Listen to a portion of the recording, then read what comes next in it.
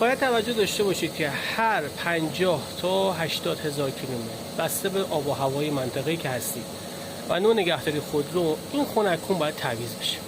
حالا این خودرو کمتر از 50,000 تا کار کرده، اما می‌بینید که پوسیدگی ها هست و اینکه یک سری نشتی ها هم روی شلنگ از اون بالا اگر که دوربین مشخص بشه نگاه کنید اثراتش هست.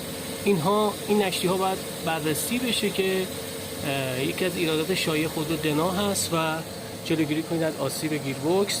نکته بعدی این که هر 20 الی 30 هزار کیلومتر، تاکید میکنم توی این خودروها 20 تا 30 هزار کیلومتر بستگی به ترافیک کالیتون، شهرهایی که ترافیک زیادی دارن 25,000 تا دیگه بیشتر نرید شما با این خودرو. روغن حتما عوض بکنید. انتظار عملکرد گیربکس های مثل گیربکس هیوندای کیا رو از این در واقع محصولات دی1 نداشته باشید. هرچند گیربکس بدی هم نیست، اما سرویساشو با موقع انجام بدید. عمر این گیربکس رو گارانتی میکنید.